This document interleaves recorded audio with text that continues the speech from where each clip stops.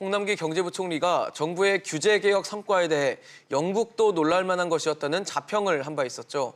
하지만 과연 정부의 규제개혁이 성과를 거뒀는지 또 기업이 체감할 만한 것이었는지를 두고 의견이 엇갈리고 있습니다. 규제 샌드박스를 필두로 규제 개혁에 나섰던 정부의 성과는 어땠고 또 기업이 체감할 만한 수준의 규제 개혁을 이루기 위해서는 어떤 것들이 필요한지 오늘 아침 토론에서 이야기 나눠보도록 하겠습니다. 시청자 여러분도 아침 토론에 참여하실 수 있습니다. 어떤 분야에 어떤 규제가 빨리 없어져야 한다고 보시는지 또 규제 개혁을 할 때 기준으로 삼아야 할 것은 뭐라고 보시는지 다양한 의견 많이 보내주시기 바랍니다. 네, 100원의 이용료가 있는 샵 3698번으로 보내주시면 됩니다. 자, 그럼 오늘 토론 함께해 주실 두 분의 패널 소개해드리겠습니다. 중앙대 경영학부 위정현 교수, 경기대 김홍국 경임 교수입니다. 두 분 어서 오세요. 어서 오십시오. 안녕하세요. 일단 두 분께 좀 여쭤보겠습니다. 문재인 정부 들어서 규제 개혁 많이 했다고 홍남기 경제부총리가 얘기를 했는데 좀 어떻게 평가하시는지 궁금합니다. 교수님부터 말씀 부탁드리겠습니다. 현재 문재인 정부의 이번에 규제 개혁에 대해서 보면 의욕은 굉장히 컸지만 성과가 미미하다라고 좀 이야기를 할 수 있겠습니다. 그래서 기존에 이제 이명박 정부나 이제 박근혜 정부 같은 경우도 규제 철폐라는 게 단지 국가적 과제라는 인식은 현 문재인 정부와도 동일한 어떤 인식을 가지고 있었다고 보입니다만 과거 이제 두 번의 정부에서도 그 규제 개혁이라는 게 실패했다고 이제 평가할 수 있습니다만 지금 이번 정부도 결국에는 가장 이제 중요한 게 타이밍이 좀 늦었다. 그래서 현재 이런 속도로 가고 있다면 기존 두 정부, 즉 이명박 박근혜 정부하고 똑같은 우를 범할 가능성이 좀 크다라고 생각을 하고 있습니다. 뿐만 아니라 규제 개혁이 조금 전에 영국 이야기가 나왔습니다만 결국에는 집중해서 하나의 일점 돌파를 해서 하나의 규제를 제거해야 되는데 지나치게 어떤 산만하고 분산적으로 규제 개혁을 하다 보니까 성과가 나타나지 않는 이런 좀 한계를 가지고 있는 것 같습니다. 김 교수님 어떻게 보십니까? 과거 정부 돌아보면 우리 외환 얘기를 겪었던 김대중 정부 때부터 규제 개혁에 대해서는 얘기들은 많이 나왔습니다. 네. 그리고 실제적으로 일하는 노력들은 기울여는 졌습니다.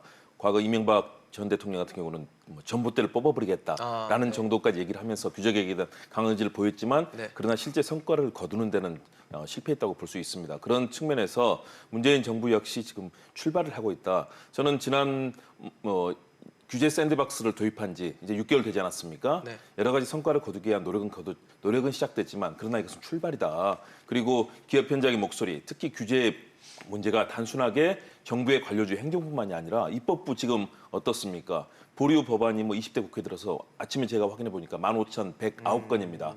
국회에서 전혀 이런 규제가 해소되는 그런 법안들을 만들지도 심의하지도 못하고 있거든요. 네.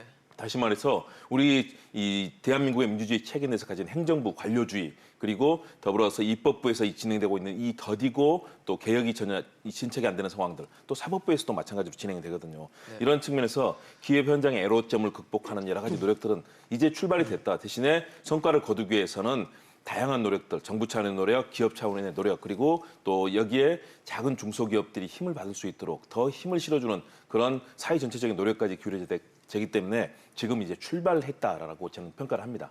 네, 사실 늘 그렇듯이 규제를 푸는 쪽과 이제 규제를 풀어달라고 하는 쪽의 체감은 다를 수밖에 없을 것 같아요. 최근에 대한상공회의소에서 이제 홍남기 경제부총리하고 박용만 회장 대화에서도 또 한 번 극명히 입장차가 드러난 것 같은데 사실 홍남기 경제부총리는 영국도 놀랄만한 그런 규제 개혁을 이뤘다라고 평가를 했단 말이죠. 여기에 대해서 이 진위를 어떻게 읽어야 될까요? 저는 영국 장관과 장관과의 얘기는 사실상 덕담 차원의 얘기가 아니었을까 그런 생각을 합니다.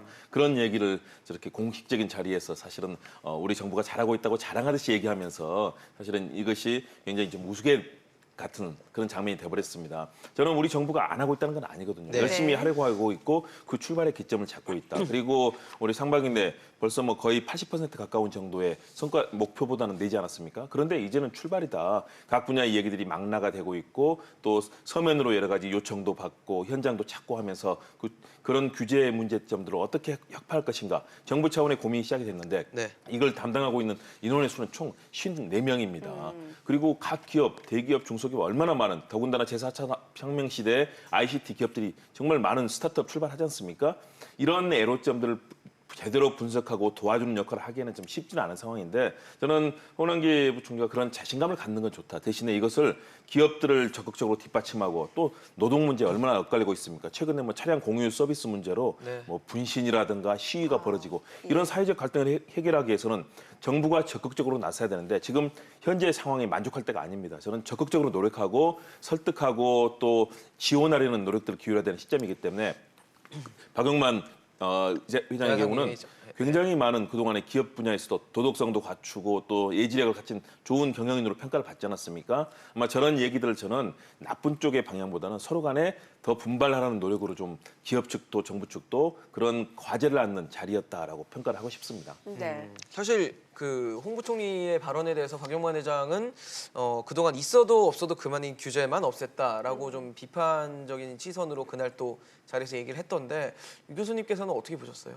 이번에 이제 홍 부총리의 어떤 발언에 대해서 이제 우리가 좀 분석을 좀 해보면 영국 재무장관이 그 했던 발언이 뭐라고 나왔냐면 광범위하게라는 표현을 하고 있습니다. 네, 광범위- 영국보다 광범위하게 도입을 했더라라고 얘기를 했더라고요. 예, 그게 무슨 말이냐면 그 말 사실은 맞습니다. 그러니까 팩트로서는 맞는데 영국은 주로 이제 핀테크에 중심을 두고 이제 규제 샌드박스 제도를 이제 도입을 했는데 한국은 뭐 바이오라든지 제조업 전반에 걸쳐서 했다라는 그 측면에 있어서의 이제 평가를 했던 거고요. 하지만 이제 거기에서 이제 영국 그 재무장관이 이제 제대로 체크를 못했던 건 뭐냐면 우리는 계획 단계라는 거죠. 거기에서 계획과 시행 단계, 처음 도입을 시작한 단계인데 영국 같은 경우는 이미 거기에 대해서 핀테크 같은 경우는 성과가 나온 즉 규제 혁파에 대한 성과가 나온 단계이기 때문에 이 이제 재무장관이 이 두 가지를 좀 계획과 성과를 좀 혼동한 측면이 좀 있습니다. 그래서 그런 점에서 좀 문제가 좀 있다고 생각을 하고요. 그다음에 또 하나 이제 중요하게 우리가 이제 보아야 될 것이 결국에는 이제 기업 측에서 특히 이제 이런 비판들이 나올 수밖에 없는 상황이 뭐냐면 규제 샌드박스라는 게 결국에는 사회적으로 경제적으로 좀 임팩트가 큰 그런 규제를 중심으로 이게 규제를 제거하겠다는 의지인데 비해서 결국에는 이번에 이제 도입된 또는 이미 시행하고 있는 규제 샌드박스라는 게 상대적으로 그런 어떤 임팩트가 작은 그런 분야에 좀 현재 머물러 있기 때문에 기업들과 실질적인 어떤 성과에 대한 체감이 좀 약한 거 아닌가라고 생각을 합니다. 네. 그럼 사실 기업이 체감을 잘 못한다라는 메시지를 좀 전달하고 싶어서 박 회장이 그 얘기를 했다라고 봐도 되겠죠? 예, 그러니까 박용만 회장은 기업 측의 정서라 기업 측이 느끼고 있는 것들을 현재 그대로 이제 전달을 해준 거고요. 실제로 이제 그 기업 측의 정서뿐만이 아니라 국민들이 느끼고 있는 즉 경제의 주체인 한 주체인 국민들이 느끼고 있는 어떤 정서적인 측면도 반영이 됐다고 생각이 됩니다. 그러니까 결국 현재 새로운 우리가 4차 산업혁명 시대로 다음 단계로 넘어가야 되는데 네. 넘어가지 못하는 좀 질식할 때 답답함 이런 것들을 대변했다고 그렇게 느껴집니다.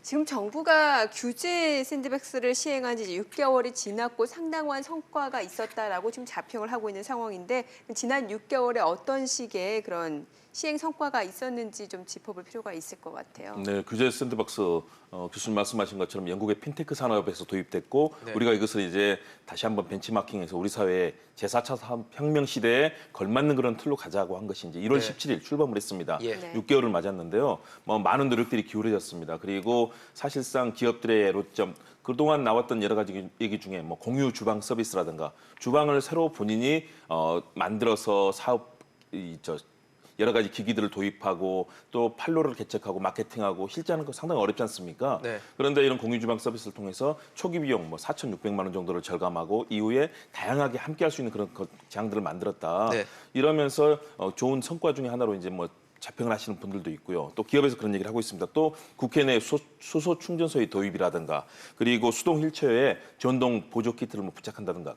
다시 말해서 현장에서 나오는 여러 가지 애로점에 대해서 기업인들의 그런 고충을 담아서 4차 산업혁명 시대에 맞는 것들을 하겠다는 의욕은 저는 뭐 출발은 좋다고 봅니다. 그리고 6개월 만에 뭐 80% 정도의 성과를 거뒀다. 그리고 올해 내 이제 그동안의 성과를 바탕으로 해서 정부에서는 인증이라든가 특허라든가 판로라든가 이런 부분을 이제 확충시키겠다고 얘기를 하고 있습니다. 네. 그러나 저는 일단은 아까 말씀드린 것처럼 출발이라고 봅니다. 이런 것들이 우리 사회 전체에 대해서 나갈 수 있는 이 시대의 그런 규제들에 대한 이 혁파에 대한 기업들의 목마른 목소리들이 많지 않습니까? 네. 대신에 저는 기업 측도 마찬가지로 반성할 점이 많다. 왜냐하면 대기업들은 뭐 보시지만 뭐 대한항공이라든가 여러 갑질이라든가 네. 또는 하청업체들, 하청을 통해서 사실상 중소기업들을 싸게 보이는 중소기업들을 사실상 다 잡식 공룡처럼 먹어버리는 그런 상황들이 나오지 않았습니까?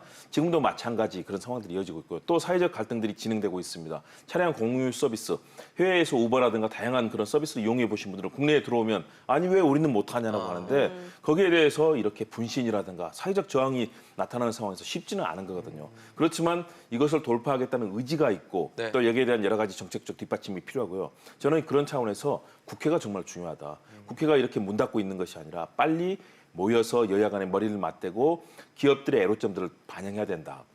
그리고 이런 것들을 사회적으로 뒷받침하는 노력들이 필요한데 일단은 6개월, 일단 출발은 저는 좋다고 봅니다. 그리고 정부의 의지도 상당히 강하게 드러나고 있거든요. 네. 대신에 이것은 기업 현장과 끊임없는 대화를 해야 되고 그 애로점들을 파악해야 되고 또 이것들이 현장에 더 반영이 돼야 되기 때문에 그 부분에 대한 과제를 안고 이제 출발했기 때문에 좀 격려를 할 필요는 있다. 대신에 따끔하게 그 방향에 대해서도 또 얘기를 해주는 그런 사회적 공감대 형성이 필요하다고 봅니다. 네.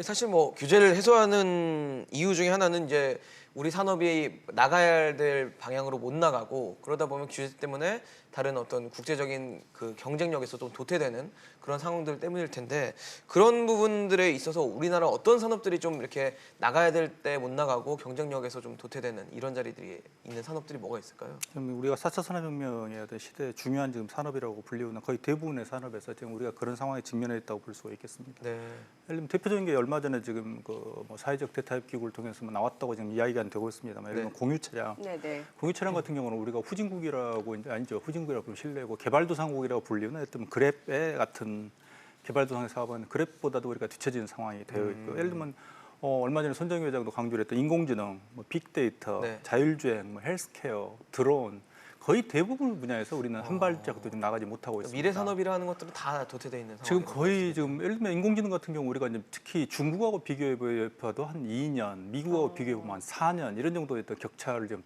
가지고 있기 때문에 네. 이런 상황에서는 우리가 그리고 특히 뭐 핀테크도 마찬가지인 거죠.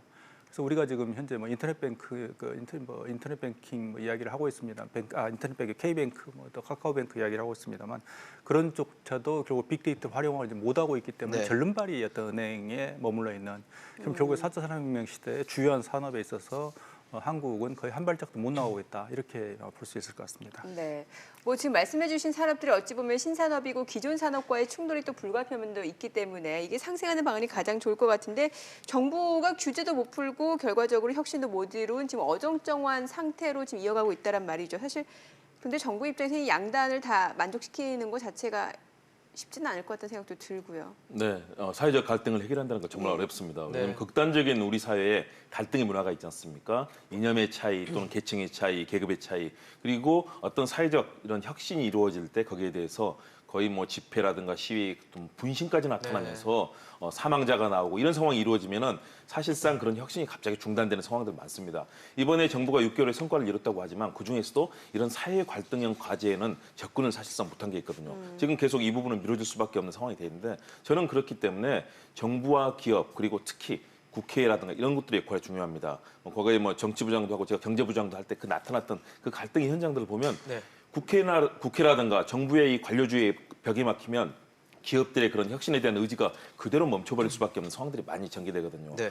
특히 이런 상황들, 차량 공유 서비스를 놓고 이렇게 사회적 갈등이 저는 심화된 부분은 정부와 기업 양측의 책임들을 저는 좀 더 강조를 하고 싶습니다. 왜냐하면 정부 차원에서는 이런 사회적 갈등을 사전에 조율하고 또 양측을 미리 만나서 조율해야 되고요. 또 이 대상에 대한 이용자들이라든가 산업의 특성, 해외의 사례들 다양한 부분을 함께 사회적 설득이 필요하고요. 기업도 마찬가지입니다. 이런 상황이 발생할 가능성에 대비해서 관련 업계에 대해서 충분히 서로 간의 현안에 대한 숙고를 통해서 그리고 대비책을 마련해야 되는데 우리는 신산업이기 때문에 우리 사회에서 받아들여져야 된다. 그리고 외국에서도 하고 있기 때문에 우리도 도입할 수 있다고 하기 이전에 네. 저는 충분하게 그런 사회적 갈등의 양상이 벌어졌을 때 기업이 충분히 해소할 수 있는 역할이 있거든요. 기업도 마찬가지로 그 역할을 해야 되고 정부도 역할을 해야 되고요. 그리고 또 국회가 또 그 역할을 해줘야 됩니다. 그런데 국회에서 모든 부분의 입법이 다 이렇게 막혀 있는 상황들은 네. 정말로 우리가 앞길로 나가는 데서 상당히 어려움이 있다. 그리고 또 마찬가지로 이번 성과도 보면은요. 실증 특례와 임시 허가 이 부분이 상당히 중요합니다. 일단은 전체적으로 시행이 되지 않더라도 임시적으로라도 이걸 시험해 볼 수 있는 장이 만들어지든가 네. 이런 흐름이 필요한데 이게 양쪽 다 10%대에 그치고 있거든요. 규제의 혁파를 위해서 필요한 여러 가지 그런 정부의 노력과 또 이런 것들을 소화해내는 기업의 여러 가지 노력들이 함께 만나기 위해서는 더 적극적으로 할 필요가 있다. 그리고 이 부분에 대해서 핵심이 꼭 해야 될 그런 분야를 정말 몇 가지는 선정해야 됩니다. 모든 것들 나열하는 백화점식이 아니라 핵심 어젠더를 설정해 놓고 그 어젠더를 관철하려는 그런 정부의 노력도 필요하고요. 기업도 이런 것들을 건의하고 좌절하지 말고 끊임없이 우리 사회에 대해서 설득하고 또 정부도 설득하면서 만들어 나가야만 우리 사회의 미래가 열릴 거다. 갈등은 좀처럼 쉽게 풀어지지 않기 때문입니다. 네. 맞습니다. 사실 뭐 국회가 계속 정체되어 있는 모습이고 갈등들이 뭐 기존 산업과 새로운 산업 간의 갈등들이 나타나면서 그런 것들이 문제가 되고 있는데 또 최근에 문제가 되는 것 중에 가장 또 눈에 띄는 게 일본의 수출 규제일 겁니다. 그런데 이제 아무래도 지금 나타나는 상황은 이제 반도체 소재 쪽에서 나타나고 있기 때문에 우리가 뭐 일본이 우리를 화이트리스트에서 그러니까 수출 우대국에서 제외를 한다면 우리도 그에 맞선 어떤 그 해당 산업군에서의 어떤 규제 개혁도 좀 필요하지 않나, 그리고 그것들이 시급하게 이루어져야 되지 않나라는 얘기들도 있거든요. 위 교수님께서는 좀 그 부분에 대해서 어떻게 보십니까? 일단 가장 이제 문제가 되는 게 이제 이번에 이제 화학 그 소재에 대한 어떤 관련된 개혁, 이제 규제 개혁 여기에 대한 정부가 지금 문제 제기를 하고 있고 네. 여기에 대한 의지를 좀 밝히고 있는데요. 특히 이제 문제가 되는 부분이 이제 뭐 화평법이라고 불리는 화학물질 등록 및 평가에 관한 법률 등등이 좀 문제가 좀 되고 있고 그다음에 주 52시간 뭐 근무제, 특례, 특히 선택적 근로 이 두 가지가 좀 문제가 좀 되고 있는 것 같습니다. 그런데 과거에 이제 이 화평법 또는 화학물질관리법, 화관법 이런 게 있습니다만 네. 과거 2012년에 이제 그 불화수소가 누출된 사고가 막 있는 다음에 이렇게 강화됐던 법입니다. 즉 안전과 결국에는 이제 이 기업의 또는 이 생산성 또는 네. 뭐 개발 R&D 이 두 개의 어떤 이 선택의 기로에서 이번에는 그 안전에 대한 이제 규제가 강화되면서 결국 이런 논란이 지금 발생을 하고 있는 것 같습니다. 이제 그런 점에서 볼 때 현재 정부는 안전에 대한 것보다는 과거 이제 현재 일본의 어떤 수출 규제가 더 중요한 이슈라고 좀 보고 있기 때문에 이 부분을 좀 간소화하고 특히 이제 주 52시간 근무제를 좀 일부 완화하는 이런 형태의 선택을 통해서 우리나라 소재 산업 특히 이제 화학 관련된 소재 산업에 대한 경쟁력을 강화하겠다 이런 생각을 좀 하고 있는 것 같습니다. 지금 이 분야에 대해서 좀 선제적으로 규제 개혁을 해야 된다라고 의견을 주셨는데 어떻게 보셨나요? 어떻게 되셨나요? 저도 공감합니다. 예. 왜냐하면 지금은 대한민국의 경제 시스템이 거의 일본과 지금 전쟁 상황 아니겠습니까? 네. 네. 우리 반도체 산업 그리고 향후의 성장 산업을 억제하고 일본의 경제 우위 시스템을 가져가겠다는 여러 가지 외교 전략도 있지만 그런 경제 전략도 있는 거거든요. 네. 그런 측면에 맞서기 위해서는 우리 기업들이 거기서 역할을 할 수 있도록 적극적으로 관련된 규제를 풀어주고요. 또 해외에서 우리 이 같이 공주할 수 있는 시스템이 될 때도 적극적으로 저는 그런 노력이 필요하다고 봅니다. 이런 사안들이 벌어질 때 안전 문제라든가 여러 가지 사안들이 있을 수 있거든요. 뭐 주유 배달 서비스 같은 경우도 해외에서는 이미 대기업들까지 다 진출하는데 우리나라에서는 지금 안전 문제 때문에 제기가 안 되고 있거든요. 네.